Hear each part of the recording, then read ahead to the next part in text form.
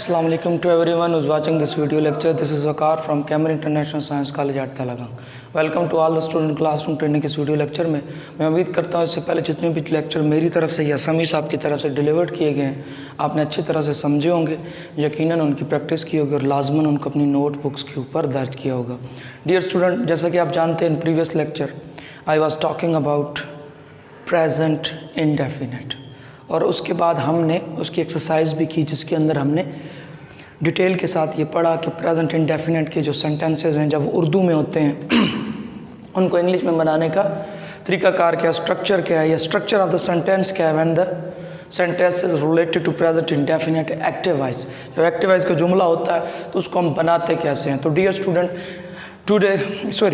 Student right now I am going to teach you past indefinite today.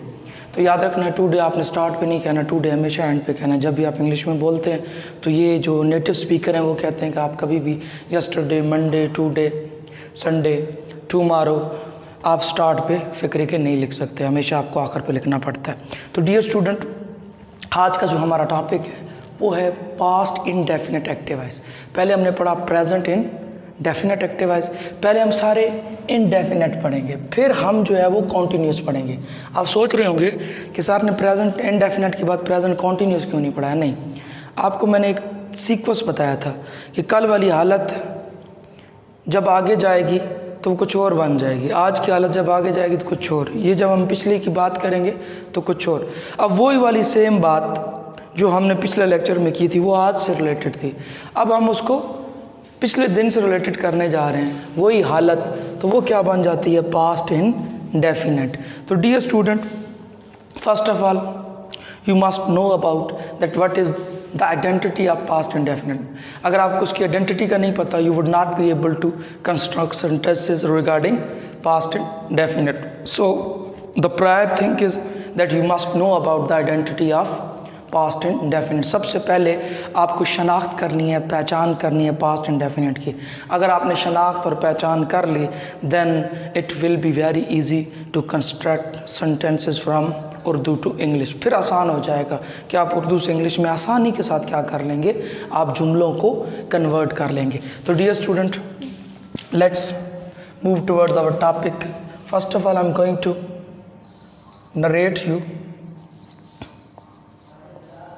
अलामत। अलामत का मतलब होता है शनाख्त।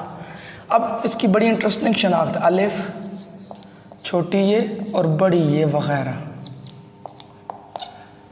हमारा प्रॉब्लम क्या है कि हम अक्सर था, थे, थी को पास्ट इंडेफिनिट में शामिल कर देते हैं, हालांकि पास्ट इंडेफिनिट के एक्टिव वाइज में था, थे, थी नहीं होता। कुछ एक्सेप्शनल केसेस हैं जहाँ पे इस्तेमाल किया जाता है, यानी इसके अलावा कुछ दो जगह हैं जहाँ पे, लेकिन मोस्टली इसका इस्तेमाल नहीं किया जाता। जब आप था लगाते हैं तो बात ज़रा ज़्यादा पुरानी हो जाती है, ठीक है। और ज़रूरी नहीं एक जुमले में था हो तो वो हमेशा क्या है, वो पास्ट इंडेफिनिट होगा। और ये ज़रूरी नहीं है कि जब आपके सामने था, थे, थी आ जाए आपने वाज वार लगाना है, ये भी ज़रूरी नहीं है। तो थोड़ा सा आपने ध्यान रखना है कि आपको ये कन्फ्यूजन हो जाती है कि आप जब पास्ट का नाम आता जाता है तो आप फ़ौरन वाज और वार लगा दो। नो, ऐसा आपने नहीं करना। आपने देखना है वो जुमला एक्टिव का है तो फिर अलिफ, छोटी ये, और ये लकीली ऐसा हुआ कि था, थे, थी के एंड पे भी छोटी ये, बड़ी ये अलिफ आता है, तो ये समझा गया कि बस जब था, थे, थी आ जाए तो ऐसे है। तो सेम ऐसा नहीं है। सेकंड, ये मैं पहले भी बता चुका और इंतहाई इम्पोर्टेंट है, main verb what it means. Main verb का मतलब होता है मुकम्मल काम, मुकम्मल फेल का होना ज़रूरी है। यानी जब तक मेन वर्ब नहीं होगा, खाता, पीता, उठता, बैठता, लिखता, दौड़ता, दीज आर कॉल्ड, या आप आसानी के लिए समझ लें जिनकी फॉर्म्स ऑफ वर्ब होती हैं वो मेन वर्ब होते हैं। यानी go, went, gone, do, did, done, ये आपने देखा है। ये थर्ड, ये इसकी फॉर्म्स बन गई, first form, second form, third form. Arise, arose, arisen, begin, began, begun, cut, cut, cut, इसकी क्या है, फॉर्म्स होती हैं। तो जिसकी भी फॉर्म कम, केम, कम, जिसकी एटसेट्रा जिसकी फॉर्म्स होती हैं वो क्या होता है, मेन वर्ब होता है। Third, very important. फेल यानी जो जुमले में काम हो रहा हो, मजबूरन ना हो। व्हाट इट मीन्स कि कोई कंपल्शन नहीं होनी चाहिए। जो काम कर रहा है ना शख्स, ना तो वो अपनी तरफ से मजबूर हो ना किसी और की तरफ से मजबूर। समटाइम खुद भी मजबूर हो के कोई काम करना पड़ता है। तो there is no compulsion in the sentence, then the sentence is related to past indefinite. तो ये 3 शराइत समझ लो, ये 3 कंडीशंस हैं या 3 शराइत हैं या नेसेसरी पार्ट हैं। जब तक ये नहीं होंगे तब तक वो स्पेसिफिक जुमला जो है वो इससे रिलेटेड नहीं होगा।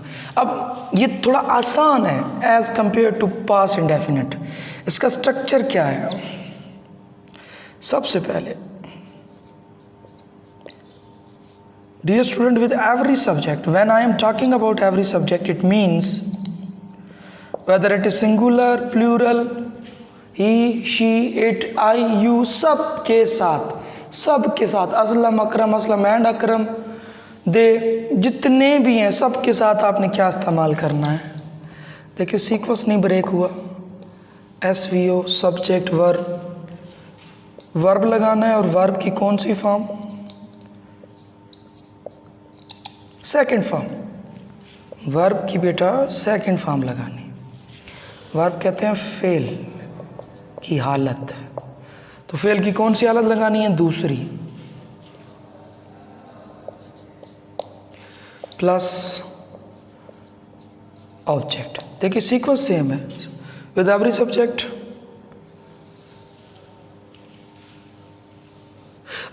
हर सब्जेक्ट के साथ फेल की दूसरी हालत और साथ ऑब्जेक्ट। इसका स्क्रीनशॉट ले।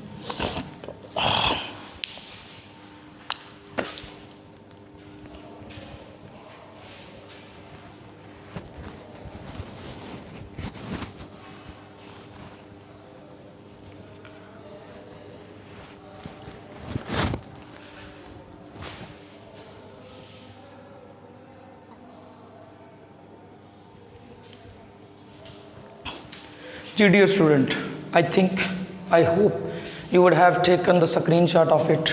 से यहाँ तक बात हो गई। अब हम डियर स्टूडेंट यहाँ पे बनाने की कोशिश करते हैं, जिसे आप पॉजिटिव कहते हैं और लैंग्वेज में उसे हम अफर्मेटिव सेंटेंसेस कहते हैं।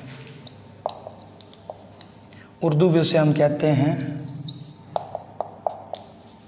मुस्बत फ़िक्रात।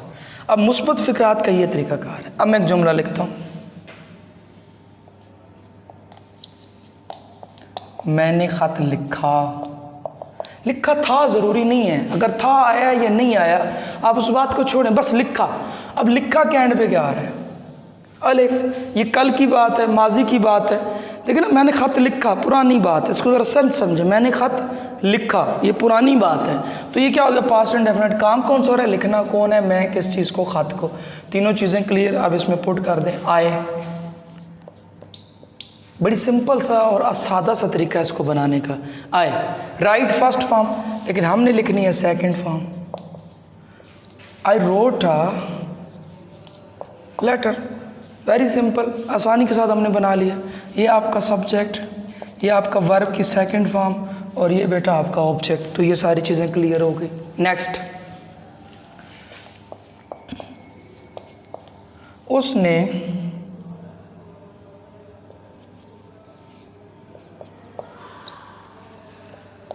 मैच खेला। काम कौन सा रहा? खेला। किस चीज़ को? कौन खेलने वाला? उसने। किसको? मैच को। ये जो उस होता है ये भी ही होता है, ये याद रखिएगा। और उनो या उन्हें ये दे होता है। उसने, उस, यहाँ पे वो की जगह उस इस्तेमाल होता है। खेला, अलिफार है ना, इसका मतलब ये काम भी पुराना है। उसने मैच खेला, वो मैच खेलता नहीं है। उसने मैच खेला, ये वो मैच खेलेगा नहीं। यहाँ पे बात पुरानी हो रही है बेटा। उसने मैच खेला। तो अब यहाँ पे सब्जेक्ट, ऑब्जेक्ट एंड वर्ब सारे आपके पास में। उसने तो मैं बता चुका हूँ, उसके लिए इस्तेमाल होता है ही। अब है वर्ब की second form. Play first form है और प्ले सेकंड फॉर्म है। He played, match, a match. He played a match, ये आपके सामने सब्जेक्ट, ये आपके सामने वर्ब की सेकंड फॉर्म और ये आपके सामने बेटा ऑब्जेक्ट। नेक्स्ट, हमने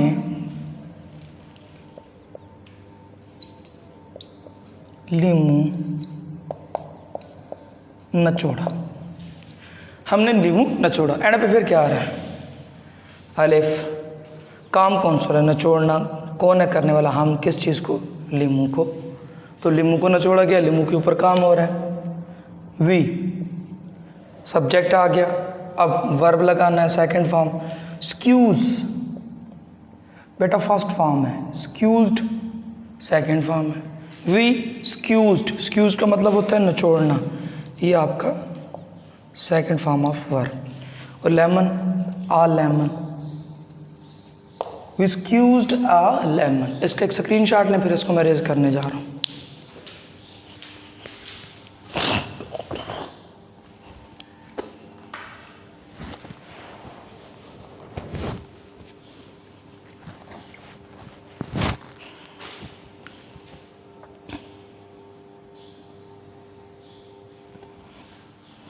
जी डियर स्टूडेंट, आपने स्क्रीनशॉट ले लिया। Right now I am going to arrange it. So we are moving towards another examples which are very important. Dear student, जब तक आप चीज़ को एग्जाम्पल की मानद से समझोगे नहीं, एग्जाम्पल की मदद से नहीं समझोगे, तब तक आपको ये कॉन्सेप्ट क्लियर नहीं होगा। आप खुद भी एग्जाम्पल लेने की कोशिश करें, ज़रूरी नहीं जो मैं लिख रहा हूँ वही है। नेक्स्ट, तुमने कपड़े पहने, तुमने कपड़े पहने। अब यहाँ पे पहनना क्या है? वर्ब है। कौन है पहनने वाला? तुम। किस चीज़ को? कपड़ों को। देखिए बड़ी ये आ रही है, तो ये भी किसका है? पास्ट इंडेफिनिट का। अब सब्जेक्ट तुम, यू, फिर वर्ब आएगा पहने। वियर फर्स्ट फॉर्म और सेकंड फॉर्म वोर। वियर, वोर, वॉर। तुमने कपड़े पहने, यू वियर। नेक्स्ट, वोर, यू वोर। कपड़ों के लिए हम जमा का लफ्ज़ इस्तेमाल कर रहे हैं। कपड़े, कपड़ा नहीं है तो क्लॉथ्स। बेटा ये देखें, सब्जेक्ट, वर्ब की सेकंड फॉर्म एंड ऑब्जेक्ट। ठीक हो गया? ये दी आर्टिकल है, इस पे अलग से पढ़ाऊंगा। उन्होंने गाड़ी खरीदी। ये देखिए बेटा, छोटी ये आ रहा है, उन्होंने गाड़ी खरीदी। काम कौन सा रहा है? खरीदना। कौन है खरीदने वाला? उन्होंने। किस चीज़ को? गाड़ी को। तो सब्जेक्ट, वर्ब और ऑब्जेक्ट तीनों क्लियर है, कोई एक्स्ट्रा वर्ड या आपके सामने कोई और प्रॉब्लम यहाँ पे नहीं आ रही। उन्होंने, उसकी इंग्लिश थी ही, अब उसकी जमा है उन्होंने या इन्हें या उन्होंने, तो यहाँ पे हम क्या लगाएंगे? ही और शी की जमा दे होती है, दे। खरीदना, बाय, सेकंड फॉर्म बाट। दे बाट, गाड़ी के लिए कार का लफ्ज़, दे बाय अ कार। उसने खाना पकाया। अलिफ आ रहा है, ये देखें, एक लड़की है तो उसके बारे में बात हो रही है। पकाया वर्ब, कौन है? उसने। किस चीज़ को? खाने को। अब हम बनाते हैं शी, अब ही नहीं आएगा। कुक फर्स्ट फॉर्म है और कुक्ड सेकंड फॉर्म है। She cooked meal. तो बेटा ये सब्जेक्ट, ये वर्ब की सेकंड फॉर्म और ये आपका ऑब्जेक्ट। ये वर्ब की सेकंड फॉर्म, ये सब्जेक्ट और ये आपका ऑब्जेक्ट, और ये क्या है? आर्टिकल। तो यहाँ पे गौर करें, इन एग्जाम्पल से ये बात क्लियर हो रही है कि यहाँ पे जो इम्पोर्टेंट चीज़ है वो क्या है? सेकंड फॉर्म ऑफ वर्ब है। और एक और इंटरेस्टिंग बात बता दूँ, पूरी इंग्लिश लैंग्वेज के अंदर यहाँ पे सेकंड फॉर्म ऑफ वर्ब इस्तेमाल होती है और कहीं पे भी सेकंड फॉर्म ऑफ वर्ब इस्तेमाल नहीं होती। तो डियर स्टूडेंट, आज हमने जस्ट पास्ट इंडेफिनिट की आइडेंटिटी और उसका फॉर्मेटिव सेंटेंसेस पढ़े। तो नेक्स्ट लेक्चर के अंदर मैं आपको इसके नेगेटिव और इंट्रागेटिव सेंटेंसेस के बारे में बताऊंगा। लेकिन बी केयरफुल, आपने लेक्चर को स्किप नहीं करना। जितना भी लेक्चर मेरी तरफ से डिलीवर किया गया या समी साहब की तरफ से जो डिलीवर किया जाता है, आपने उसको अच्छी तरह से फोकस करना है, उसको अच्छी तरह से देखना है और समझना है। जैसा कि आपको पता है कि 20 के बाद आपके एग्ज़ाम जो है वो प्लान किए जा रहे हैं। आपको आपका कोर्स मिल चुका है जो आपको पढ़ाया जाना है। तो dear student, be attentive, be careful. आपने अपनी जो कॉपियों के ऊपर ये सारा कुछ लिखना है, दर्ज करना है और किसी किस्म की ऐसी चीज़ों में, इररेलेवेंट चीज़ों में नहीं पढ़ना जिनसे आपकी स्टडी का नुकसान हो। अपना ख्याल रखिएगा, अपने घर वालों का ख्याल रखिएगा। शुक्रिया। इसके एक स्क्रीनशॉट ले लें।